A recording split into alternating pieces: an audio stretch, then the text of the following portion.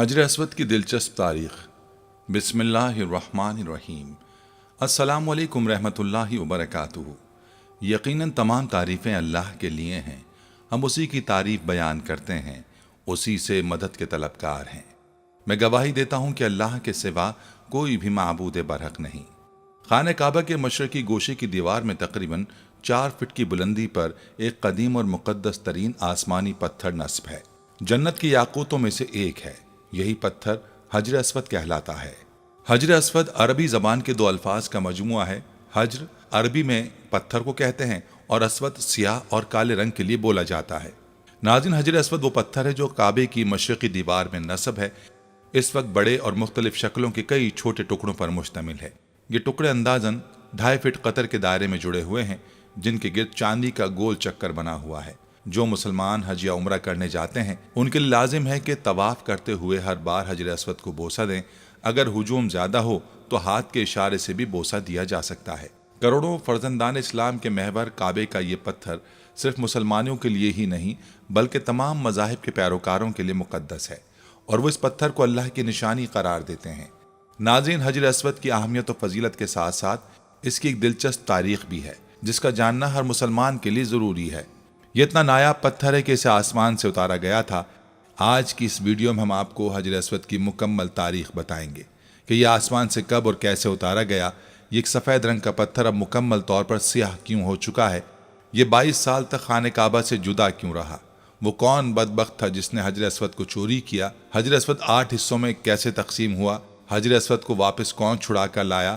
اصل حجر اسود کی کیا پہچان ہے؟ حجر اسود کی تنصیب کا فریضہ کس خوش نصیب ہستی نے انجام دیا؟ اس سب کے ساتھ ساتھ ہم آپ کو احادیث مبارکہ کی روشنی میں حجر اسود کی فضیلت بھی بتائیں گے۔ ان سب باتوں کے بارے میں جاننے کے لیے آپ سے گزارش ہے کہ ویڈیو کو آخر تک لازمی دیکھیں، اور اگر آپ ہمارے چینل پر نئے ہیں تو ہمارے چینل کو سبسکرائب کر لیں۔ ناظرین، خانہ کعبہ جو کہ پوری دنیا میں سب مسلمانوں کا قبلہ ہے اور دنیا کی پہلی مسجد الحرام کے وسط میں واقع ہے۔ مسجد الحرام کی خصوصیت یہ ہے کہ اللہ تعالیٰ نے اسے امن کا گہوارہ بنایا ہے، اور اس میں ایک نماز پڑھنے کا ثواب 1,00,000 نماز پڑھنے کے برابر ہے۔ اللہ تعالیٰ نے خانہ کعبہ کی جگہ کو باقی زمین سے 1000 سال پہلے پیدا فرمایا۔ یہ خطہ پانی پر ایک جھاگ کی شکل میں تیر رہا تھا، پس اللہ تعالیٰ نے اس خطے کے نیچے زمین بچھا دی۔ حضرت آدم علیہ السلام جب اللہ کے حکم سے زمین پر اترے تو آپ علیہ السلام پر وحشت طاری ہو گئی، اور آپ علیہ السلام نے اللہ تعالیٰ سے دعا کی۔ اللہ تعالیٰ نے بیت المعمور کو زمین پر نازل کیا جو جنت میں یاقوت کا بنا ہوا تھا، اور اس میں سبز زبرجد کے 2 دروازے تھے، ایک دروازہ مشرقی طرف اور ایک دروازہ مغرب کی طرف لگا ہوا تھا۔ اللہ تعالیٰ نے اسے اسی جگہ رکھ دیا جہاں آج خانہ کعبہ موجود ہے۔ اللہ تعالیٰ نے حضرت آدم علیہ السلام کو حکم دیا کہ اسی طرح طواف کیا کر جس طرح میرے عرش کے گرد فرشتوں کو طواف کرتے دیکھا ہے، اور اس کے پاس اسی طرح نماز پڑھ جس طرح میرے عرش کے پاس نماز ادا کیا کرتا تھا۔ جب حضرت آدم علیہ السلام ارض ہند سے مکہ مکرمہ کی طرف پیدل روانہ ہوئے تو اللہ تعالیٰ نے ایک فرشتے کو مقرر کر دیا تاکہ حضرت آدم علیہ السلام کی بیت اللہ کی طرف رہنمائی کرے۔ حضرت آدم علیہ السلام نے مناسک حج ادا کیے۔ جب حج سے فارغ ہوئے تو فرشتوں سے ملاقات کی۔ فرشتوں نے کہا، اے آدم، اللہ تعالیٰ آپ کو حج کا بہترین بدلہ عطا فرمائے۔ ہم نے اس گھر یعنی بیت اللہ کا آپ سے 2000 سال پہلے طواف کیا تھا۔ حضرت آدم علیہ السلام نے ارض ہند سے مکہ مکرمہ کی طرف پیدل چل کر 40 مرتبہ حج فرمایا۔ بیت المعمور طوفان نوح تک زمین پر ہی رہا۔ اس کے بعد اللہ تعالیٰ نے اسے آسمان پر اٹھا لیا اور جبریل علیہ السلام کو حکم دیا کہ وہ حجر اسود طوفان نوح سے محفوظ رہے۔ چنانچہ خانہ کعبہ بیت اللہ کی جگہ حضرت ابراہیم علیہ السلام کے زمانے تک خالی رہی۔ طوفان نوح کے وقت جب خانہ کعبہ کی عمارت آسمان پر اٹھائی گئی اور یہ جگہ ایک اونچے ٹیلے کی مانند رہ گئی، پھر اسی بنیاد پر حضرت ابراہیم علیہ السلام نے خانہ کعبہ کو تعمیر فرمایا جب اللہ تعالیٰ نے ان کو حکم دیا کہ خانہ کعبہ کی تعمیر کرو۔ حضرت ابراہیم علیہ السلام نے اللہ تعالیٰ سے سوال کیا کہ وہ اس جگہ کو واضح کر دے جہاں بیت اللہ کی تعمیر کی جائے۔ اس وقت تک حضرت اسماعیل علیہ السلام بھی پیدا ہو چکے تھے۔ حضرت علی رضی اللہ عنہ اور حضرت حسن رضی اللہ عنہ سے مروی ہے کہ حضرت عباس رضی اللہ عنہ نے فرمایا کہ اللہ تعالیٰ نے ایک بادل کے ٹکڑے کو خانہ کعبہ کی جگہ کے تعین کے لیے بھیجا۔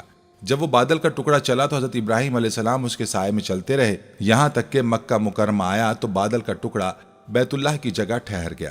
یہاں حضرت ابراہیم علیہ السلام کو آواز دی گئی کہ بادل کے ٹکڑے کے سائے کے نیچے خانہ کعبہ یعنی بیت اللہ کی تعمیر کرو، نہ اس میں کمی کرو اور نہ زیادتی کرو۔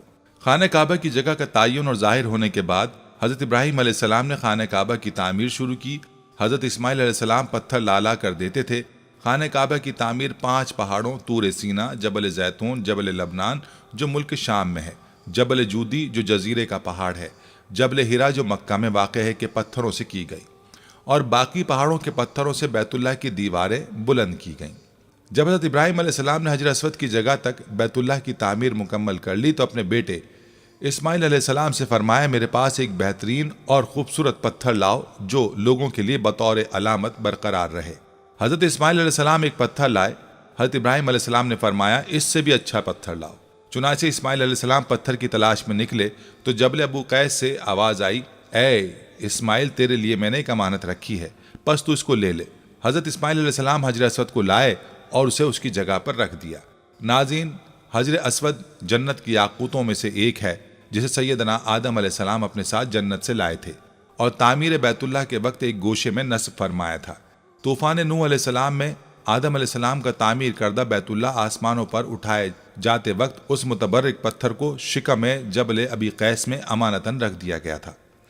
پھر تعمیر ابراہیمی کے وقت جبریل علیہ السلام نے اللہ تعالیٰ کے حکم سے سیدنا ابراہیم خلیل اللہ کی خدمت عالیہ میں پیش کر دیا تھا۔ اس طرح اسے پھر اسی جگہ کی زینت بنا دیا گیا جہاں پہلے رونق افروز تھا۔ اس کے فضائل اور اوصاف میں حضور نبی اکرم صلی اللہ علیہ وآلہ وسلم کے بہت سے ارشادات حدیث اور تاریخ کتابوں کی زینت بنے ہوئے ہیں، لیکن جنت کا یہ انمول موتی عالی مرتبت مقدس و متبرک یاقوت گردش ایام کی ستم زانیوں سے محفوظ نہ رہ سکا۔ متعدد بار اسے فساق و فجار ظالموں کے ہاتھوں تختہ مشق بننا پڑا، بارہا حوادث کا شکار ہوا اور اس کے نازنین بدن پر کتنی مرتبہ ہی زخم آئے۔ طوفان نوح علیہ السلام میں آدم علیہ السلام کا تعمیر کردہ بیت اللہ آسمانوں پر اٹھائے جاتے وقت اس متبرک پتھر کو شکم جبل ابی قیس میں امانت میں رکھ دیا گیا تھا۔ تاریخ میں کم از کم 6 واقعات ایسے ملتے ہیں جب حجر اسود کو چوری کیا گیا یا اس کو توڑنے کی کوشش کی گئی۔ ہو سکتا ہے کہ اس کے حوادث کی تعداد اس سے بھی زیادہ ہو۔ اسلامی روایات کے مطابق جب حضرت ابراہیم علیہ السلام اور ان کے بیٹے حضرت اسماعیل علیہ السلام خانہ کعبہ کی تعمیر کر رہے تھے تو جبریل علیہ السلام نے یہ پتھر جنت سے لا کر دیا، جسے حضرت ابراہیم علیہ السلام نے اپنے ہاتھوں سے دیوار کعبہ میں نصب کیا۔ حضرت ابراہیم علیہ السلام کے بعد سب سے پہلے قبیلہ بنی جرہم کے متعلق ملتا ہے کہ ان لوگوں نے حجر اسود کے ساتھ چھیڑ چھاڑ کی تھی۔ تاریخ میں جب بنو بکر بن عبد مناہ نے قبیلہ جرہم کو مکہ سے نکلنے پر مجبور کیا تو انہوں نے مکہ سے بے دخل ہوتے ہوئے کعبہ میں رکھے ہوئے 2 سونے کے بنے ہرنوں کے ساتھ حجر اسود کو کعبے کی دیوار سے نکال کر زمزم کے کنویں میں دفن کر دیا اور مجبوراً یمن کی جانب کوچ کر گئے۔ اللہ تعالیٰ کی حکمت دیکھی کہ یہ پتھر زیادہ عرصے زمزم کے کنویں میں نہیں رہا۔ جس وقت بنو جرہم کے لوگ حجر اسود کو زمزم کے کنویں میں چھپا رہے تھے، ایک عورت نے انہیں ایسا کرتے دیکھ لیا تھا۔ اس عورت کی نشاندہی پر حجر اسود کو زمزم کے کنویں سے بازیاب کرا کے نصب کر دیا گیا۔ اس کے بعد سن 696 عیسوی میں جب حضرت عبداللہ بن زبیر رضی اللہ تعالی عنہ خانہ کعبہ میں پناہ گزین ہوئے تو حجاج بن یوسف کی فوج نے کعبے پر منجنیقوں سے پتھر برسائے اور پھر آگ لگا دی، جس سے حجر اسود کے 3 ٹکڑے ہو گئے۔ عباسی خلیفہ الراضی باللہ کے عہد میں ایک کرامتی سردار ابو طاہر حجر اسود کو اٹھا کر لے گیا اور کافی عرصے بعد اسے واپس کیا۔ ابو طاہر نامی شخص کی قیادت میں کرامتین نے 317 ہجری میں مکہ مکرمہ کا محاصرہ کر لیا اور مسجد الحرام جیسے مقدس مقام پر تقریباً 700 انسانوں کو قتل کیا اور زمزم کے کنویں کو اور مسجد الحرام کے احاطے کو انسانی لاشوں اور خون سے بھر دیا۔ اس کے بعد اس نے مکہ مکرمہ کے لوگوں کی قیمتی اشیاء اور کعبہ مشرفہ میں رکھے جواہرات کو غصب کر لیا۔ اس نے کعبے کی غلاف کو چیر پھاڑ کر کے اپنے پیروکاروں میں تقسیم کر دیا۔ کعبہ مشرفہ کے دروازے اور اس کے سنہری پرنالے کو کھاڑ ڈالا، اور پھر بات صرف یہیں ختم نہیں ہوئی بلکہ 7 ذی الحجہ 317 ہجری کو ابو طاہر نے حجر اسود کو کعبہ مشرفہ کی دیوار سے الگ کر دیا اور اس کی جگہ کو خالی چھوڑ دیا اور اس کو موجودہ دور میں جو علاقہ بحرین کہلاتا وہاں منتقل کر دیا۔ یہ حجر اسود کا ایک نہایت تکلیف دہ دور تھا۔ تقریباً 22 سال حجر اسود کعبہ شریف کی دیوار سے جدا رہا۔ اس دور میں کعبہ مشرفہ کا طواف کرنے والے صرف اس کی خالی جگہ کو چومتے یا اس کا استلام کرتے تھے۔ اس واقعے کی تفصیل سلطنت عثمانیہ کے تاریخ دان قطب الدین نے بیان کی ہے، جس کا خلاصہ یہاں پیش کیا جاتا ہے کہ کرامتی ایک فرقہ تھا جس کے عقائد مرکزی اسلام کے دائرے سے بہت ہٹے ہوئے تھے۔ اس فرقے سے تعلق رکھنے والے ایک جنگی سردار ابو طاہر الجنابی نے بحرین کے شہر حجر میں موجود نام قطیف میں ایک عمارت بنوائی اور اس کا نام دار الحجرہ رکھا۔ اس کا مقصد یہ تھا کہ لوگ مکہ جا کر خانہ کعبہ کا حج ترک کر دیں اور اس کے بجائے اس کے دار الحجرہ میں آیا کریں۔ اس مقصد کے لیے اس نے 930 میں اپنی فوج کے ساتھ مکہ کا رخ کیا اور حج کے پہلے روز اپنے مسلح سپاہیوں سمیت گھوڑے پر سوار ہو کر حرم میں داخل ہو گیا اور سپاہیوں کو حکم دے کہ طواف کرتے ہوئے حاجیوں کو تلوار سے موت کے گھاٹ اتارتے جائیں۔ اس کی فوج نے حاجیوں کی لاشوں سے آب زمزم کا کنواں پاٹ دیا۔ تاریخ کی کتابوں میں لکھا ہے کہ اس قتل عام میں 30,000 کے قریب حاجی مارے گئے۔ قطب الدین نے اپنی کتاب میں لکھا کہ ابو طاہر اس وقت نشے میں دھت تھا۔ اس نے اسی حالت میں کعبے کا دروازہ اکھاڑ ڈالا اور چیخا، باخدا یہ میں ہوں، خدا پیدا کرتا ہے اور میں مارتا ہوں۔ ابو طاہر نے حاجیوں کا مال اسباب لوٹ لیا، ان کی عورتوں اور بچوں کو اپنے سپاہیوں میں تقسیم کر دیا۔ اب اسے مقام ابراہیم کی تلاش تھی، لیکن کعبے کے متولیوں نے اسی افراتفری کے دوران اسے چھپا دیا تھا، اس لیے وہ اسے نہیں ملا۔ مشہور مفسر اور مورخ ابن کثیر کی مشہور تاریخ کی جلد 11 میں اس کے بعد کے واقعے کا ذکر کرتے ہیں۔ پھر اس نے حجر اسود کو اکھاڑنے کا حکم دیا۔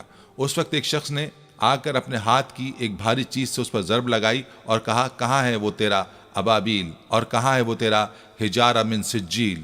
ابو طاہر حجر اسود کو اونٹ پر لدوا کر اپنے شہر کی طرف چل پڑا۔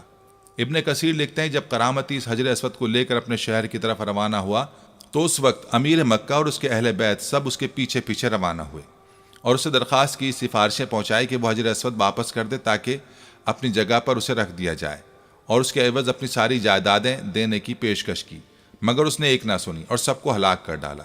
طاہر حجر اسود کو اپنے ساتھ بحرین لے گیا اور اسے اپنی تعمیر کردہ عمارت میں رکھوا دیا۔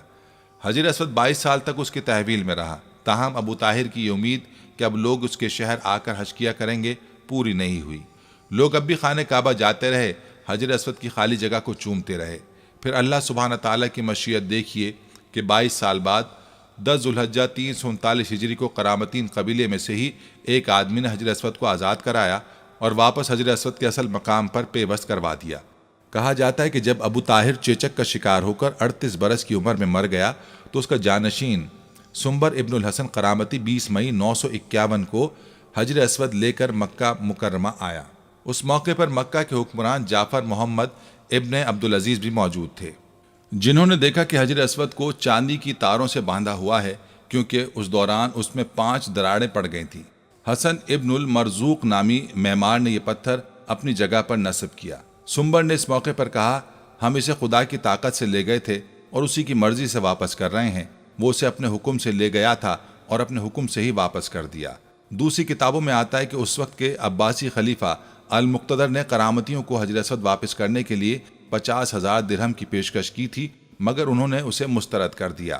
حجر اسود کی غیر موجودگی کے 21 برسوں کے دوران حج بڑی حد تک معطل رہا، کیونکہ کرامتی حاجیوں کے قافلے لوٹ لیا کرتے تھے۔ مشہور و معروف مورخ ابن خلدون نے بھی اپنی تاریخ میں اس کا ذکر کیا ہے۔ وہ اس کتاب کی جلد 4 میں لکھتے ہیں کہ کرامتیوں نے خانہ کعبہ کا دروازہ توڑ ڈالا۔ ایک شخص میزاب اتارنے کے لیے خانہ کعبہ پر چڑھا، گر کر مر گیا۔ مقتولین کچھ تو چاہے زمزم میں پھینک دیے گئے، باقی مانندگان کو مسجد حرام میں جو جہاں مارا گیا اسی مقام پر بلا غسل، نماز جنازہ اور کفن دفن کر دیا گیا۔ غلاف کعبہ کو اپنے ہمراہیوں میں تقسیم کر دیا اور اہل مکہ کے مکانات کو لوٹ لیا گیا۔ اس وقت ایک مسئلہ یہ ضرور پیش آیا، کیا واقعی اصل حجر اسود ہی ہے یا نہیں؟ تو اس وقت مسلمانوں کے ایک دانشور نے کہا کہ وہ اس کو ٹیسٹ کر کے بتا دے گا کہ یہ اصل حجر اسود ہے یا نہیں، کیونکہ اس نے اس کے بارے میں احادیث کا مطالعہ کر رکھا تھا۔ اس نے حجر اسود پر آگ لگائی تو حجر اسود کو آگ نہیں لگی اور نہ ہی وہ گرم ہوا۔ پھر اس نے اس کو پانی میں ڈبویا تو یہ پتھر ہونے کے باوجود اپنی خصلت کے برخلاف پانی میں ڈوبا نہیں، بلکہ سطح آب پر تیرتا ہی رہا۔ اس سے ظاہر ہو گیا کہ یہ اصل جنت کا پتھر ہی ہے، کیونکہ جنت کا پتھر کا آگ سے اور غرق یابی سے بھلا کیا تعلق ہو سکتا ہے۔ ناظرین، کہا جاتا ہے کہ جب یہ فیصلہ ہوا کہ حجر اسود کو واپس کیا جائے گا تو اس سلسلے میں خلیفہ وقت نے ایک بہت بڑے عالم اور محدث شیخ عبداللہ کو حجر اسود کی وصولی کے لیے ایک وفد کے ساتھ بحرین بھجوایا۔ یہ واقعہ علامہ سیوطی کی روایت سے اس طرح نقل کیا گیا ہے کہ جب شیخ عبداللہ بحرین پہنچ گئے تو بحرین کے حاکم نے ایک تقریب کا اہتمام کیا جس میں حجر اسود کو ان کے حوالے کیا گیا اور ایک پتھر خوشبودار اور خوبصورت غلاف میں سے نکالا گیا۔ یہ حجر اسود ہے، اسے لے جائیں۔ محدث عبداللہ نے فرمایا کہ نہیں، بلکہ حجر اسود کی 2 نشانیاں ہیں۔ اگر یہ پتھر اس معیار پر پورا اترا تو یہ حجر اسود ہوگا اور ہم لے جائیں گے۔ پہلی نشانی یہ کہ پانی میں ڈوبتا نہیں ہے، دوسری یہ کہ آگ سے گرم نہیں ہوتا۔ اب اس پتھر کو جب پانی میں ڈالا گیا تو وہ ڈوب گیا، اور پھر اسے آگ میں ڈالا گیا تو سخت گرم ہو گیا۔ فرمایا ہم اصل حجر اسود کو لیں گے۔ پھر اصل حجر اسود کو لایا گیا اور آگ میں ڈالا گیا تو وہ ٹھنڈا نکلا۔ پھر پانی میں ڈالا گیا تو وہ پھول کی طرح پانی کے اوپر تیرنے لگا۔ تو محدث عبداللہ نے فرمایا یہی ہمارا حجر اسود ہے، اور یہی خانہ کعبہ کی زینت ہے، اور یہی جنت والا پتھر ہے۔ یہ سب دیکھ کر ابو طاہر سلیمان قرامتی نے بڑے تعجب سے محدث عبداللہ سے پوچھا کہ آپ کو یہ باتیں کہاں سے معلوم ہوئیں؟ تو محدث عبداللہ نے جواب دیا کہ ہمیں یہ معلومات آقا محمد صلی اللہ علیہ وآلہ وسلم سے ملی ہیں کہ حجر اسود پانی میں ڈوبے گا نہیں، آگ سے گرم نہیں ہوگا۔ اور اس کے بعد جب قافلہ واپس مکہ کی طرف روانہ ہوا تو حجر اسود کو ایک کمزور اونٹنی پر رکھا گیا، جس نے تیز رفتاری سے اسے خانہ کعبہ تک پہنچا دیا۔ حجر اسود کی وجہ سے اس اونٹنی میں زبردست طاقت آ گئی تھی، کیونکہ حجر اسود اپنے مرکز بیت اللہ کی طرف واپس جا رہا تھا۔ کہا جاتا ہے کہ جب حجر اسود کو بیت اللہ سے نکال کر بحرین لایا جا رہا تھا تو جس اونٹ پر بھی رکھا جاتا وہ کچھ فاصلے کے بعد مر جاتا، حتیٰ کہ بحرین پہنچتے تک 40 اونٹ مر گئے تھے۔ یہ واقعہ تاریخ کی مستند کتاب البدایہ والنہایہ اور المنتظم میں موجود ہے۔ ناظرین، اسی طرح سن 363 ہجری میں ایک رومی شخص نے اپنے کلہاڑے سے حجر اسود پر کاری ضرب لگائی، جس سے اس پر چٹکنے کا ایک واضح نشان پڑ گیا۔ اس نے دوسری شدید ضرب لگانے کے لیے جیسے ہی اپنے کلہاڑے کو اٹھایا، اللہ سبحانہ تعالیٰ کی مدد آن پہنچی، اور قریب ہی موجود ایک یمنی شخص نے جو اس کی گھناؤنی کارروائی دیکھ رہا تھا، چشم زدن میں اس نے اسے قتل کر ڈالا، اور اس کی حجر اسود پر دوسری ضرب لگانے کی خواہش دل ہی میں رہ گئی۔ اس کے بعد 413 ہجری میں فاطمید نے اپنے 6 پیروکاروں کو مکہ مکرمہ بھیجا، جس میں سے ایک الحاکم العبیدی تھا، جو ایک مضبوط جسم کا مالک تھا، سنہرے بالوں والا، طویل قد و قامت والا انسان تھا۔ وہ اپنے ساتھ ایک تلوار اور ایک لوہے کی سلاخ لایا تھا۔ اپنے ساتھیوں کے اکسانے پر اس نے دیوانگی کے عالم میں تابڑ توڑ 3 ضربیں حجر اسود پر لگا ڈالیں، جس سے اس کی کرچیاں اڑ گئیں۔ وہ ہزیانی کیفیت میں اول فول بکتے ہوئے کہہ رہا تھا، معاذ اللہ، کہ جب تک اسے پورا نہ اکھاڑ پھینکے گا جب تک سکون سے نہیں بیٹھے گا۔ بس اس موقع پر ایک مرتبہ پھر اللہ سبحانہ تعالیٰ کی مدد آن پہنچی، اور گھڑ سواروں کے ایک دستے نے ان سب افراد کو گھیر لیا اور ان سب کو پکڑ کر قتل کر دیا، اور بعد میں ان کی لاشوں کو بھی جلا دیا۔ ناظرین، اسی طرح ایک واقعہ سن 990 ہجری میں بھی وقوع پذیر ہوا، جب ایک غیر عرب باشندہ اپنے ہتھیار کے ساتھ مطاف میں آیا اور اس نے حجر اسود کو ایک ضرب لگا دی۔ عین اسی وقت اس وقت کا ایک شہزادہ نصیر مطاف میں موجود تھا، جس نے اسے فوری طور پر موت کے گھاٹ اتار دیا۔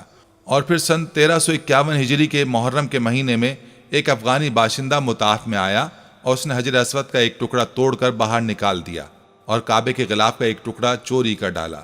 اس نے کعبے کی سیڑھیوں کو بھی نقصان پہنچایا۔ کعبہ مشرفہ کے گرد کھڑے محافظوں نے اسے پکڑ لیا اور پھر اسے مناسب کارروائی کے بعد موت کی سزا دے دی گئی۔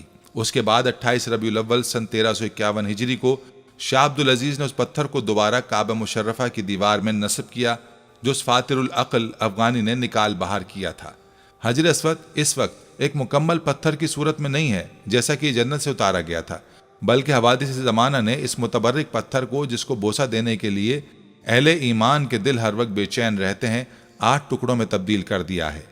ناظرین، روایات کے مطابق سن 606 عیسوی میں جب رسول اللہ صلی اللہ علیہ وآلہ وسلم کی عمر مبارک 35 سال تھی، سیلاب نے کعبے کی عمارت کو سخت نقصان پہنچایا اور قریش نے اس کی دوبارہ تعمیر کی، لیکن جب حجر اسود رکھنے کا مسئلہ پیش آیا تو قبائل میں جھگڑا ہو گیا۔ ہر قبیلے کی یہ خواہش تھی کہ یہ سعادت اسے ہی نصیب ہو۔ رسول اللہ صلی اللہ علیہ وآلہ وسلم نے اس جھگڑے کو طے کرنے کے لیے یہ طریقہ اختیار کیا کہ حجر اسود کو ایک چادر میں رکھا اور تمام سرداران قبائل سے کہا کہ وہ چادر کے کونے پکڑ کر اٹھائیں۔ چنانچہ سب نے مل کر چادر کو اٹھایا، اور جب چادر اس مقام پر پہنچی جہاں اسے رکھا جانا تھا تو آپ نے اپنے مبارک ہاتھوں سے اس کو دیوار کعبہ میں نصب کر دیا۔ سب سے پہلے حضرت عبداللہ بن زبیر رضی اللہ تعالیٰ عنہ نے حجر اسود پر چاندی چڑھوائی۔ 1268 میں سلطان عبد الحمید نے حجر اسود کو سونے میں مڑوایا۔ 1281 میں سلطان عبد العزیز نے اسے چاندی سے مڑوایا۔ ناظرین، مسلمانوں کے نزدیک یہ پتھر بہت مقدس اور متبرک ہے۔ جو مسلمان حج کرنے جاتے ہیں ان کے لیے لازم ہے کہ طواف کرتے ہوئے ہر بار حجر اسود کو بوسہ دیں۔ اگر ہجوم زیادہ ہو تو دور سے ہاتھ کے اشارے سے بوسہ دیا جا سکتا ہے۔ جب خانہ کعبہ کی دیواریں ہاتھ جتنی بلندی تک چن لی گئیں تو حضرت اسماعیل علیہ السلام ایک پتھر لائے جس پر کھڑے ہو کر حضرت ابراہیم علیہ السلام نے دیواریں مزید بلند کرنا شروع کی۔ روایت ہے کہ جوں جوں دیوار اونچی ہوتی جاتی یہ پتھر اپنے آپ ہی بلند ہوتا جاتا تھا، اور جب ابراہیم علیہ السلام اس پتھر پر سے اترنا چاہتے تھے تو نیچے ہو جاتا تھا۔ اس پتھر پر حضرت ابراہیم علیہ السلام کے قدموں کے نشان اول اسلام سے ابھی تک موجود ہیں۔ یہ پتھر اس زمانے سے حضرت عمر فاروق رضی اللہ عنہ کے دور خلافت تک کعبے کی دیوار کے ساتھ چپکا رہا۔ پھر اس پتھر کو حضرت عمر فاروق رضی اللہ عنہ نے خانہ کعبہ سے کچھ دور کر دیا تاکہ طواف کے وقت رکاوٹ نہ بنے، جسے مقام ابراہیم کہا جاتا ہے۔ کعبہ شریف کو اسلام سے قبل کل 4 مرتبہ تعمیر کیا گیا ہے۔ اول حضرت ابراہیم علیہ السلام نے تعمیر فرمایا، اور اس کا ذکر ہمیں قرآن و حدیث میں بھی ملتا ہے کہ حضرت آدم علیہ السلام نے خدا تبارک و تعالیٰ کے حکم سے کعبہ شریف کی تعمیر کی۔ حضرت ابراہیم علیہ السلام نے جب کعبے کو تعمیر کیا تو انہوں نے کعبے کو 9 گز 4.5 میٹر اونچا رکھا۔ مشرق کی جانب سے بیت اللہ کی لمبائی کو 32 گز یعنی 16 میٹر رکھا، مغرب کی جانب سے 31 گز یعنی 15.5 میٹر، شمال کی جانب سے 20 گز یعنی 10 میٹر اور جنوب کی جانب سے 23 گز یعنی 11 میٹر کی لمبائی رکھی۔ انہوں نے تعمیر کعبہ کے وقت کعبے کی اوپر چھت نہیں بنائی، بلکہ 2 دروازے بنا دیے جو کہ زمین سے بالکل متصل تھے۔ دوسری اور تیسری مرتبہ کعبہ شریف کی تعمیر کی ذمہ داری بنو عمالقہ اور بنو جرہم نے بالترتیب کی اور کعبہ شریف کی تعمیر نو کو تشکیل دیا۔ امام علی ابن ابی طالب رضی اللہ عنہ فرماتے ہیں کہ حضرت ابراہیم علیہ السلام کے تعمیر کعبہ کے بہت زمانے بعد کعبہ معظمہ کی دیوار کمزور پڑ گئی تو بنو عمالقہ نے کعبے کی تعمیر نو کی، پھر ان کے بعد بنو جرہم نے تعمیر کیا، پھر کعبے کی عمارت میں کمزوریاں اور خرابیاں لاحق ہوئیں تو اس کو قریش نے تعمیر کیا۔ چوتھی مرتبہ بنو جرہم کے تعمیر کعبہ کے کچھ زمانے بعد جب عمارت کعبہ معظمہ میں پھر سے خرابیاں لاحق ہوئیں تو قریش نے تعمیر کعبہ کا بیڑا لیا اور کعبے کو تعمیر کیا۔ تاریخ کی کتابوں میں قریش کی تعمیر کعبہ کی وجہ آتی ہے کہ قبیلہ قریش سے ایک عورت کعبے کو روشن کرنے کی غرض سے روشن دان میں کچھ چنگاریاں لے کر جاتی ہے اور اچانک اس میں سے کچھ چنگاریاں اڑ کر غلاف کعبہ کو لگ جاتی ہیں اور آگ پکڑ لیتی ہے، جس کی وجہ سے جدار کعبہ کو کافی خرابیاں لاحق ہوتی ہیں۔ یہ دیکھ کر قریش کے اندر ایک دہشت پھیل جاتی ہے کہ اگر انہوں نے کعبے کی تعمیر نہیں کی تو ان پر عذاب الہی کا قہر آئے گا، اور اسی بنا پر قریش آگے بڑھ کر کعبے کی تعمیر نو پر اکٹھے ہوتے ہیں اور اس کے لیے صرف حلال مال جمع کرتے ہیں۔ حلال مال اتنے وافر میں جمع نہیں ہوتا کہ کعبے کو مکمل بنائے ابراہیمی کی شکل دے سکیں، اسی لیے انہوں نے حجر اسود کی جانب سے 6 گز اور 1 شبر یعنی 3.23 میٹر کم کر دیتے ہیں اور ایک چھوٹی سی دیوار سے گھیر دیتے ہیں کہ لوگ طواف کے وقت اس کے اندر نہ آ سکیں۔ اہل قریش نے تعمیر کعبہ کے وقت کچھ تبدیلیاں بھی کی، جیسے کہ انہوں نے کعبے کی اونچائی کو 9 گز یعنی 4.5 میٹر سے 18 گز یعنی کل 9 میٹر تک بڑھا دیا، اور ساتھ ہی کعبے کے اوپر چھت بھی ڈال دی گئی۔ باب غربی کو بند کر دیا گیا، جبکہ باب شرقی کی اونچائی بھی کچھ زیادہ بڑھا دی گئی، اور سب سے اہم بات یہ کہ قریش کے کعبے کی اس تعمیر نو میں ہمارے پیارے آقا صلی اللہ علیہ وآلہ وسلم بھی شامل تھے۔ ناظرین، اب یہاں آپ کو حجر اسود کی فضیلت کے بارے میں کچھ احادیث مبارکہ سے سناتے چلیں۔ پیارے آقا کریم صلی اللہ علیہ وآلہ وسلم نے فرمایا، حجر اسود جنت سے آیا ہوا پتھر ہے، یہ دودھ سے زیادہ سفید تھا، بنو آدم کے گناہوں نے اسے کالا کر دیا۔ بعض روایات سے معلوم ہوتا ہے کہ اس مبارک پتھر کا وہ حصہ جو دیوار کے اندر ہے وہ سفید ہی ہے، جیسے کہ حضرت مجاہد فرماتے ہیں کہ جب حضرت عبداللہ بن زبیر نے بیت اللہ کو دوبارہ تعمیر کی غرض سے منہدم کیا تو میں نے دیکھا کہ حجر اسود کا وہ حصہ جو دیوار کے اندر تھا وہ سفید تھا۔ وہ معلوم ہوا کہ گناہوں کے سبب صرف بیرونی حصہ سیاہ ہوا ہے، اور اسی وجہ سے اس کو حجر اسود یعنی کالا پتھر کہا جاتا ہے۔ جب بیت اللہ کی تعمیر اس جگہ تک پہنچی جہاں حجر اسود نصب ہونا تھا تو قریش میں اختلاف پیدا ہو گیا۔ قبیلے کی ہر شاخ کے لوگ یہ چاہتے تھے کہ حجر اسود نصب کرنے کا شرف انہیں حاصل ہو۔ یہ اختلاف اتنا بڑھا کہ نوبت قتال تک آن پہنچی، تلواریں میان سے نکل آئی۔ اتنے میں ابو امیہ مخزومی جو قریش کے معمر شخص تھے اٹھے اور کہنے لگے، ہمارے درمیان اس نزاع کا فیصلہ وہ شخص کرے گا جو کل سب سے پہلے بنو شیبہ دروازے سے حرم میں داخل ہوگا۔ اس بات پر سب متفق ہو گئے۔ ادھر فیصلہ خداوندی ہو چکا تھا کہ اس کے ہونے والے نبی محمد صلی اللہ علیہ وآلہ وسلم اس شرف سے بہرور ہوں گے۔ چنانچہ اگلے دن سب سے پہلے داخل ہونے والی ذات عالی سرور دو عالم کی تھی۔ لوگوں نے آپ کو دیکھا تو بیک آواز میں کہا، یہ امین ہے، ہم ان کے فیصلے پر راضی ہیں۔ آپ صلی اللہ علیہ وآلہ وسلم کو صورتحال سے باخبر کیا گیا۔ آپ صلی اللہ علیہ وآلہ وسلم نے ایک چادر طلب کی اور دست مبارک سے حجر اسود کو اٹھا کر اس کے درمیان رکھ کر فرمایا، ہر قبیلے کے سردار چادر کے کونوں کو پکڑ کر اس کو وہاں تک پہنچا دے۔ تب آپ صلی اللہ علیہ وآلہ وسلم نے دست مبارک سے اس پتھر مبارک کو اٹھا کر اس کی جگہ پر نصب فرما دیا۔ آپ کے اس حکیمانہ فیصلے پر سب نے رضامندی اور خوشی کا اظہار کیا۔ کعبے کی دیوار کے جس گوشے میں یہ نصب کیا گیا اسے رکن حجر اسود کہتے ہیں۔ کعبہ شریف کی دیوار میں اس پتھر کے ٹکڑے جڑے ہوئے ہیں۔ شروع میں ایک ہی ٹکڑا تھا، مگر کرامتی اور ان کے بعد کچھ ایسے حادثے پیش آئے جن کا تفصیلی تذکرہ ہم اوپر کر چکے ہیں۔ ان کی وجہ سے اس کا ظاہری حصہ ٹوٹ گیا۔ اب اس کے چھوٹے چھوٹے 8 ٹکڑے ہیں۔ ان کا سائز مختلف ہے۔ بڑا ٹکڑا کھجور کے برابر ہے۔ ان ٹکڑوں کو ایک پتھر کے بڑے بڑے ٹکڑوں میں جوڑا گیا ہے اور پھر اس پر چاندی کا فریم لگا دیا گیا ہے۔ یہی وہ ٹکڑے ہیں جن کو بوسہ دینا مسنون ہے، نہ کہ وہ بڑا پتھر جس میں یہ جڑے گئے ہیں، اور نہ چاندی کا وہ خول جو بڑے پتھر پر چڑھایا ہوا ہے۔ حج اور عمرہ کرنے والوں کے لیے حجر اسود کی بڑی اہمیت اور فضیلت ہے۔ حج و عمرہ کرنے والے میقات سے احرام باندھ لیتے ہیں، پھر لبیک اللہم لبیک کہتے ہوئے کعبہ شریف پہنچتے ہیں۔ طواف شروع کرنے کے لیے حجر اسود کی طرف جانا پڑتا ہے۔ تلبیہ پڑھنا بند کر دیا جاتا ہے اور اوپر کی چادر مرد حضرات کو دائیں بغل کے نیچے سے نکال کر بائیں کاندھے پر ڈالی جاتی ہے۔ اس طرح دائیں کاندھا اور بازو ننگا رہتا ہے اور اسے استباق کہتے ہیں۔ اس صورت میں حجر اسود کے سامنے آنا پڑتا ہے۔ حجر اسود بالمقابل آ جائے اور قدرے دائیں طرف رہے، بوسہ دینا ممکن نہ ہو تو دونوں ہتھیلیوں کو حجر اسود کی طرف کرنا پڑتا ہے اور ہتھیلیوں کو پھر چوما جاتا ہے۔ اس فعل کو استعلام کہتے ہیں۔ طواف کرنے کے لیے دائیں طرف رخ کرنا پڑتا ہے۔ بیت اللہ کے گرد چکر لگانا شروع کیا جاتا ہے اور حجر اسود پر آ کر ایک چکر مکمل ہو جاتا ہے۔ حجر اسود پر ازدحام نہ کیا جائے، نہ کسی کی تکلیف کا نشانہ بنے۔ حکومت نے حجر اسود کے پاس بیت اللہ کی دیوار سے ملحق ایک ایسی جگہ بنا دی ہے جس پر ایک منتظم کھڑے ہو کر بوسہ لینے والوں میں نظم و نسق برقرار رکھنے کی کوشش کرتا ہے۔ ناظرین، عورتوں کو مردوں کی بھیڑ میں گھس کر بوسہ لینے کی کوشش نہیں کرنی چاہیے۔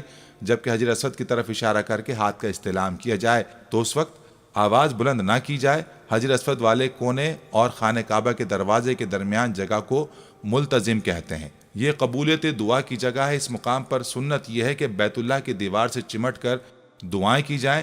اس جگہ پر انسان اللہ تعالیٰ سے جس چیز کا سوال کرتا ہے اور جس چیز سے پناہ مانگتا ہے، اللہ تعالیٰ اس کو عطا فرما دیتے ہیں۔ ناظرین، یہاں حجر اسود کے متعلق احادیث مبارکہ بھی آپ کو سناتے چلیں کہ عبداللہ بن عمر رضی اللہ عنہ بیان کرتے ہیں کہ میں نے نبی کریم صلی اللہ علیہ وآلہ وسلم کو یہ فرماتے سنا، بلا شبہ حجر اسود اور مقام ابراہیم جنت کے یاقوتوں میں سے یاقوت ہیں۔ اللہ تعالیٰ نے ان کے نور اور روشنی کو ختم کر دیا ہے۔ اگر اللہ تعالیٰ اس روشنی کو ختم نہ کرتا تو مشرق و مغرب کا درمیانی حصہ روشن ہو جاتا۔ سنن ترمذی حدیث نمبر 804۔ حجر اسود اللہ تعالیٰ نے زمین پر جنت سے اتارا ہے۔ ابن عباس رضی اللہ عنہ بیان کرتے ہیں کہ نبی صلی اللہ علیہ وآلہ وسلم نے فرمایا، حجر اسود جنت سے نازل ہوا ہے۔ سنن ترمذی حدیث نمبر 877۔ سنن نسائی حدیث نمبر 2935 میں امام ترمذی رحمہ اللہ تعالیٰ نے اس حدیث کو صحیح قرار دیا ہے۔ امام ترمذی رحمۃ اللہ علیہ نے اس حدیث کو صحیح قرار دیا ہے۔ حجر اسود دودھ سے بھی زیادہ سفید تھا جسے اولاد آدم کے گناہوں نے سیاہ کر دیا ہے۔ ابن عباس رضی اللہ تعالیٰ عنہما بیان کرتے ہیں کہ رسول اکرم صلی اللہ علیہ وآلہ وسلم نے فرمایا، حجر اسود جنت سے آیا تو دودھ سے بھی زیادہ سفید تھا اور اسے بنو آدم کے گناہوں نے سیاہ کر دیا ہے۔ حجر اسود روز قیامت ہر اس شخص کی گواہی دے گا جس نے اس کا حق کے ساتھ استلام کیا۔ ابن عباس رضی اللہ عنہما بیان کرتے ہیں کہ نبی صلی اللہ علیہ وآلہ وسلم نے حجر اسود کے بارے میں فرمایا، اللہ کی قسم، اللہ تعالیٰ اسے قیامت کو لائے گا تو اس کی 2 آنکھیں ہوں گی جن سے یہ دیکھے، اور زباں ہوگی جس سے بولے، اور ہر اس شخص کی گواہی دے گا جس نے اس کا حقیقی استلام کیا۔ سنن ترمذی حدیث نمبر 961، سنن ابن ماجہ حدیث نمبر 2944۔ امام ترمذی نے اس حدیث کو حسن کہا ہے اور حافظ ابن حجر نے فتح الباری میں اس کی تقویت بیان کی ہے۔ حجر اسود کا استلام یا بوسہ یا اس کی طرف اشارہ کرنا یہ ایسا کام ہے جو طواف کے ابتدا میں ہی کیا جاتا ہے، چاہے وہ طواف حج میں ہو یا عمرے میں یا پھر نفلی طواف کیا جا رہا ہو۔ جابر بن عبداللہ رضی اللہ تعالیٰ عنہ بیان کرتے ہیں کہ رسول اکرم صلی اللہ علیہ وآلہ وسلم جب مکہ مکرمہ تشریف لائے تو حجر اسود کا استلام کیا اور پھر اس کے دائیں جانب چل پڑے اور 3 چکروں میں رمل کیا اور باقی 4 میں آرام سے چلے۔ صحیح مسلم حدیث نمبر 1218۔ حجر اسود کا استلام یہ ہے کہ اسے ہاتھ سے چھوا جائے۔ نبی صلی اللہ علیہ وآلہ وسلم نے حجر اسود کا بوسہ لیا اور امت بھی نبی صلی اللہ علیہ وآلہ وسلم کی اتباع میں اسے چومتی ہے۔ اگر اس کا بوسہ نہ لیا جا سکے تو اپنے ہاتھ کسی چیز سے استلام کر کے اسے چوما جا سکتا ہے۔ نافع رحمۃ اللہ علیہ بیان کرتے ہیں کہ ابن عمر رضی اللہ تعالی عنہما نے حجر اسود کا استلام کیا، پھر اپنے ہاتھوں کو چوما اور فرمانے لگے، میں نے جب سے نبی صلی اللہ علیہ وآلہ وسلم کو یہ کرتے دیکھا ہے میں نے اسے نہیں چھوڑا۔ صحیح مسلم حدیث نمبر 1268۔ ابو طفیل رضی اللہ تعالیٰ عنہ بیان کرتے ہیں کہ میں نے رسول اکرم صلی اللہ علیہ وآلہ وسلم کو دیکھا کہ آپ بیت اللہ کا طواف کر رہے تھے اور حجر اسود کا چھڑی کے ساتھ استلام کر کے چھڑی کو چومتے تھے۔ صحیح مسلم حدیث نمبر 1275۔ ناظرین، اگر استلام سے بھی عاجز ہو تو اشارہ کرے اور اللہ اکبر کہے۔ ابن عباس رضی اللہ تعالیٰ عنہما بیان کرتے ہیں کہ رسول اکرم صلی اللہ علیہ وآلہ وسلم نے اپنے اونٹ پر طواف کیا تو جب بھی حجر اسود کے پاس آتے تو اشارہ کرتے اور اللہ اکبر کہتے۔ صحیح بخاری حدیث نمبر 4987۔ ناظرین، حجر اسود کو چھونا گناہوں کا کفارہ ہے۔ اس کے بارے میں ابن عمر رضی اللہ تعالی عنہما بیان کرتے ہیں کہ نبی صلی اللہ علیہ وآلہ وسلم نے فرمایا ان کا چھونا گناہوں کا کفارہ ہے۔ سنن ترمذی حدیث نمبر 959۔ امام ترمذی نے اسے حسن اور امام حاکم نے صحیح قرار دیا اور امام ذہبی نے اس کی موافقت کی ہے۔ ناظرین، حجر اسود کی فضیلت کے لیے یہ بات کافی ہے کہ نبی کریم صلی اللہ علیہ وآلہ وسلم کا دست مبارک اور ہونٹ مبارک اس پر لگے ہیں۔ صحیحین میں مذکور ہے کہ عمر بن خطاب رضی اللہ عنہ نے حجر اسود کو بوسہ دیا اور فرمایا مجھے یقین ہے کہ تو ایک پتھر ہے جو نقصان دے سکتا ہے اور نہ نفع۔ اگر میں نے رسول اللہ کو تجھے بوسہ کرتے ہوئے نہ دیکھا ہوتا تو تجھے کبھی بوسہ نہ دیتا۔ ابن عباس رضی اللہ عنہما سے روایت ہے کہ رسول اللہ صلی اللہ علیہ وآلہ وسلم نے فرمایا اللہ کی قسم، اللہ قیامت کے دن حجر اسود کو اس حال میں لائے گا کہ اس کی دو آنکھیں ہوں گی جن سے دیکھے گا اور زبان ہوگی جس سے باتیں کرے گا۔ جس شخص نے دنیا میں اسے ایمان کی حالت میں بوسہ دیا ہوگا یا ہاتھ لگایا ہوگا یہ اس کے حق میں گواہی دے گا۔ عبداللہ بن عمرو بن عاص رضی اللہ عنہ نے اپنے کانوں پر ہاتھ رکھ کر 3 دفعہ فرمایا میں اللہ کی قسم کھاتا ہوں کہ میں نے رسول اللہ صلی اللہ علیہ وآلہ وسلم کو فرماتے سنا ہے حجر اسود اور مقام ابراہیم جنت کے 2 چمکدار پتھر تھے لیکن اللہ تعالیٰ نے ان کا نور ختم کر دیا۔ اگر اللہ تعالیٰ ان کا نور ختم نہ فرماتا تو یہ زمین و آسمان کے درمیان یا مشرق و مغرب کے درمیان پوری دنیا کو روشن کر دیتے۔ سیدنا ابراہیم علیہ السلام نے کعبہ بنا لیا مگر ایک پتھر کی جگہ باقی تھی۔ اسماعیل علیہ السلام کوئی پتھر تلاش کرنے لگے تو ابراہیم نے فرمایا جیسا پتھر میں تجھے بتاتا ہوں اس قسم کا پتھر لانا۔ اسماعیل علیہ السلام پتھر تلاش کرنے چلے گئے، جب لے کر آئے تو دیکھا کہ ابراہیم نے اس جگہ ایک پتھر نصب کر دیا ہے۔ پوچھا ابا جان یہ پتھر کون لایا ہے؟ فرمایا یہ پتھر وہ لایا جو تیری تعمیر کا محتاج نہیں، اسے جبریل آسمان سے لے کر آئے ہیں۔ سیدنا عبداللہ بن عمر رضی اللہ عنہ نے حجر اسود کو چھوا، پھر اپنے ہاتھ کو بوسہ دیا اور فرمایا جب سے میں نے رسول اللہ صلی اللہ علیہ وآلہ وسلم کو اسے بوسہ دیتے ہوئے دیکھا ہے اس وقت سے میں نے اسے بوسہ دینا نہیں چھوڑا۔ دعا ہے کہ رب العالمین ہمیں حجر اسود کو بوسہ دینے یا استلام کرنے کا کئی بار موقع عطا فرمائے، آمین آمین۔ ناظرین، یہ تھی ہماری آج کی ویڈیو۔ ہم امید کرتے ہیں کہ آپ کو ہماری آج کی یہ ویڈیو ضرور پسند آئی ہوگی۔ اگر آپ کو ہماری آج کی یہ ویڈیو پسند آئی ہے تو آپ سے گزارش کرتے ہیں کہ آپ ہمارے چینل کو ضرور سبسکرائب کر لیں اور ساتھ ہی لگے بیل کے بٹن کو بھی پریس کر لیں تاکہ آپ کے پاس ہماری آنے والی مزید معلوماتی ویڈیوز کا نوٹیفیکیشن بر وقت ملتا رہے۔ سبسکرائب کے ساتھ ساتھ ہماری ویڈیوز کو لائک بھی کریں اور اپنی قیمتی رائے کا اظہار کمنٹس میں ضرور کریں۔ کمنٹس میں آپ اپنے سوالات بھی ہم تک پہنچا سکتے ہیں۔ اللہ تعالیٰ آپ کو اپنے حفظ و امان میں رکھے، آمین۔ آخر میں پیارے دوستو، ہر ویڈیو کے اختتام میں ہم نے ایک دعا کا سلسلہ شروع کیا ہوا ہے۔ جو بھی اس دعا میں شامل ہوگا میرا دعویٰ ہے کہ اللہ پاک اس کی تمام جائز حاجات کو پورا کریں گے۔ اپنی دعا کا آغاز درود ابراہیمی سے کرتے ہیں۔ آپ سب دوست اور بہنیں پہلے میرے ساتھ مل کر درود پاک پڑھ لیں اور کمنٹس میں آمین لازمی لکھیے گا۔ اللہ پاک اس آمین کو لکھنے کی برکت سے آپ کی اور میری تمام جائز حاجات کو پورا فرمائیں گے۔ دعا کا آغاز کرتے ہیں۔ بسم اللہ الرحمن الرحیم۔ اللہم صلی علی محمد وعلی آل محمد کما صلیت علی ابراہیم وعلی آل ابراہیم انک حمید مجید۔ اللہم بارک علی محمد وعلی آل محمد کما بارکت علی ابراہیم وعلی آل ابراہیم انک حمید مجید۔ تمام حمد و ثنا رب ذوالجلال کے لیے ہیں، جس کی رحمت سے نا امیدی نہیں، جس کی نعمتوں سے دامن خالی نہیں، جس کی مغفرت سے مایوسی نہیں، اور جس کی رحمتوں کا فیضان کبھی نہیں رکتا۔ اے اللہ پاک، اے اللہ تو پاک ہے، تیرا شکر ادا کرتے ہیں اس اقرار کے ساتھ کہ تیرے سوا کوئی معبود نہیں، تو سب سے بڑا ہے، تیرا کوئی شریک نہیں اور نہ ہی کوئی ہمسر ہے۔ زمین و آسمان پر جتنی بھی مخلوقات ہیں تو سب کا مالک ہے اور تو ہی سب کا پالنے والا ہے۔ اے اللہ پاک، بلا شبہ تو ہم سے محبت کرتا ہے، یہی وجہ ہے کہ تو نے ہمیں ایمان کی دولت سے نوازا اور ہمیں اپنے محبوب صلی اللہ علیہ وآلہ وسلم کا امتی بنایا۔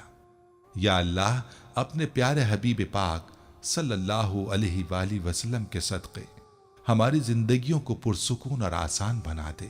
یا الہی، ہم سب کے گناہ معاف فرما دے، ہم سب کو عابد اور سحر خیز بنا دے، ہم پر راز شوق آشکار کر دے، ہمیں غلامی مصطفیٰ صلی اللہ علیہ وآلہ وسلم سے سرفراز فرما دے، ہمارے دلوں کی ویران بستی کو اپنی رحمت سے آباد کر دے اور ہمیں اس راستے پر ہمیشہ قائم رکھ جو نبی پاک صلی اللہ علیہ وآلہ وسلم نے بتلایا ہے۔ یا اللہ پاک، ہم سب کو سچے دل سے توبہ کرنے کی توفیق عطا فرما دے۔ اے رب رحیم، ہم گناہوں کی دلدل میں ڈوب گئے ہیں، ہم بدکاریوں کی مستیوں میں گر پڑے ہیں، ہم مایوسیوں کے اندھیروں میں بھٹک رہے ہیں، رحمت الہی سے خود ہی روٹھ گئے ہیں۔ اے اللہ، ہم ندامت کے آنسوؤں سے ناآشنا ہیں، ہم ایک سچی توبہ کے طلبگار ہیں۔ اے اللہ پاک، اپنی رحمت سے ہمیں وہ سچی توبہ عطا فرما۔ اے پروردگار، ہمیں ہمارے والدین کو، ہمارے اہل و عیال کو، ہمارے آباء و اجداد اور ہماری آنے والی نسلوں کو اپنی عافیت عطا فرما، ہم سب کو بے حساب رزق عطا فرما، ہم سب کو حاسدوں کے حسد سے بچا۔ دونوں جہانوں کے مالک، جب ہم تھک جائیں تو ہمیں آرام پہنچانا، جب مشکلیں بھر جائیں تو آسانی بن جانا، جب ہم کمزور پڑ جائیں تو ہماری طاقت بن جانا، جب ہم دکھ اور تکلیف میں ہوں تو ہمارا مرہم بن جانا، جب ہم مایوس ہو جائیں تو ہمارا بھروسہ اور یقین بن جانا، جب ہم بھوک سے نڈھال ہو جائیں تو تیری یاد ہی ہماری غذا بن جائے، جب ہر طرف بے چینیاں بھر جائیں تو اے پاک پروردگار ہمارا سکون بن جانا، جب ہمارے اندر مایوسی کا اندھیرا بھرنے لگے تو امید کی روشنی بن جانا، جب ہر چیز ہمارے لیے ناممکن ہو جائے تو ہر چیز کو اپنے خاص فضل و کرم سے ممکن بنا دینا۔ اے ارض و سما کے مالک، تو غفور ہے، تو رحیم ہے، ہم سب کی توبہ قبول کرنا، ہمارے صغیرہ کبیرہ گناہوں کو دھو دے، ہمارے دلوں کو ہدایت عطا فرما، ہماری زبان کو درستگی اور نرمی عطا فرما، ہم سب کو گناہوں سے بچا اور نیک اعمال کرنے کی توفیق عطا فرما۔ اے اللہ، جس طرح تو بارش برسا کر سوکھی زمین کی پیاس بجھاتا ہے، اسی طرح اپنی رحمت سے ہمارے دلوں کو بھی سیراب کر دے۔ بے شک تو بڑا مہربان اور نہایت رحم کرنے والا ہے۔ اے پروردگار، ہم سب کو ہر اس نعمت سے سرفراز فرما جس میں ہمارے لیے خیر و برکت ہو، عزت و وقار ہو، راحت و سکون ہو، صحت اور تندرستی ہو، ترقی ہو، خوشحالی ہو اور دنیا اور آخرت کی بھلائی ہو۔ اے ہمارے اللہ، ہماری زندگیوں کو محبت کا عنوان بنا دے کہ ہم سب سے زیادہ تجھ سے محبت کریں، تجھ کو فوقیت دیں، تیری عبادت کریں، تیرا حکم مانیں، تیرے بتائے ہوئے رستے پر چلتے رہیں یہاں تک کہ ہماری زندگی تمام ہو جائے اور تو ہمیں اپنے نور سے ڈھانپ لے، وہ نور جو ہمارے سینے کو منور کر دے، وہ نور جو قبر کو روشن کر دے، وہ نور جو پل صراط پر روشنی بن جائے۔ اے ہمارے رب، ہم کو بھی ان خوش نصیبوں میں شامل فرما جن کی توبہ تو قبول کرتا ہے، جن کے گناہوں کو تو اپنے فضل و کرم اور رحمت سے نیکیوں میں تبدیل کرتا ہے۔ یا اللہ، ہمارے پاس کوئی عمل نہیں ہے، ہمیں صرف تیری رحمت کا آسرا ہے۔ اے پروردگار، ہمیں اپنی رحمت میں ڈھانپ لے۔ اے بلندیوں کے بادشاہ، اے رب کائنات، ہمارے دل اور ہمارے قدم اپنی رضا کی طرف پھیر دے۔